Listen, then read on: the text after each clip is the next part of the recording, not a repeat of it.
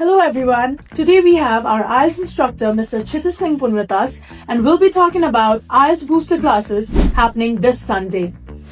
So Chitta sir, booster classes ma huna चाहिँ के हुन्छ त?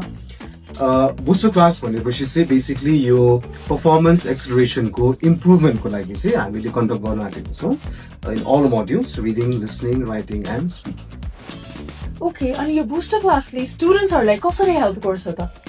सो बेसिकली बुस्टर क्लासमा चाहिँ हामीले स्टुडेन्टहरूको कुन मोड्युलमा चाहिँ विकनेस भइरहेछ पहिला त्यो फिगर आउट गर्छ. फर इक्जाम्पल रिडिङमा कुनै स्टुडेन्टलाई 40 क्वेसन 1 आवरमा सकाउन सकेन, हाउ टु अकम्प्लिस द्याट. भने कोही स्टुडेन्टहरूलाई स्किमिङ स्क्यानिङ गर्न आएको हुँदैन, हाउ टु डु द्याट. भने अरू पनि धेरै बुदाहरू छन् जस्तै किवर्ड्सहरू. स्टुडेन्ट्सहरूको कतिवटा इन्क्वायरी हुन्छ कि हामीलाई किवर्ड पनि आइडेन्टिफाई गर्न आउँदैन भनेर. सो यो बुस्टर क्लासमा चाहिँ उनीहरूको सबै त्यो क्वायरिजहरू क्युरियोसिटीहरूलाई चाहिँ हामी फुलफिल गरिदिन्छौँ. So your strategiesहरू टिप्सहरू त YouTube or any other platformमा स्टुडेन्ट्सले ट्युटोरियल हेरेर पनि प्र्याक्टिस गर्न सक्छन् र तर बुस्टर क्लासेस फिजिकली अटेन्ड गर्नमा चाहिँ के फाइदा हुन्छ त? यस, डेफिनेटली अहिले टेक्नोलोजीको एडभान्समेन्टले धेरै स्टुडेन्ट्सहरूले चाहिँ फिजिकल क्लासहरूलाई स्विच गरेर अनलाइन स्टडिजहरू एआई डिपेन्डेन्समा पनि बसिरहेको हुन्छ. However what I would like to say is in our country हाम्रो हाई क्यालिबर इङ्ग्लिस र लो क्यालिबर इङ्ग्लिसको पनि स्टुडेन्ट्सहरू पनि अहिलेसम्म पनि एक्जिस्ट गर्छन्. So let's say high calibre स्टुडेन्ट्सहरूलाई फिजिकल क्लास अटेन्ड नगरे पनि they can be very compatible with AI because उनीहरूको इङ्ग्लिसको ल्याङ्ग्वेज स्ट्रङ हुन्छ. भनेपछि एआईले पनि उनीहरूलाई जे जे इन्स्ट्रक्सन्सहरू दिएको हुन्छ त्यो त इजिली एक्नोलेज गरिरहेको हुन्छ.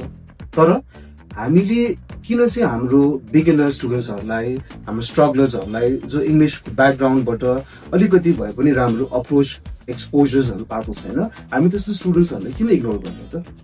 I would say that low calibre English based स्टुडेन्ट्सहरू चाहिँ हाम्रो कन्ट्रीमा धेरै छ कम्पेयर टु हाई क्यालिबर.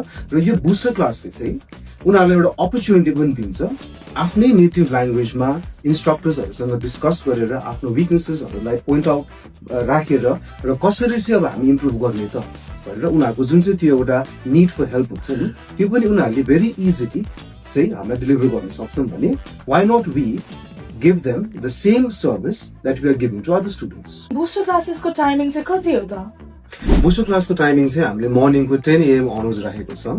किन भन्दाखेरि 12 to 3 PM को मक टेस्ट दिने ब्याच जुन छ उनीहरूले चाहिँ at least before the mock test booster class attend गरेर आफ्नो कन्फिडेन्स लेभल पनि गेन गर्न सक्छ, लास्ट मिनट टिप्स गाइडलाइन्सहरू पनि लिन सक्छ र डिमोटिभेसनबाट मोटिभेसनको लेभल पनि पुग्न सक्छ.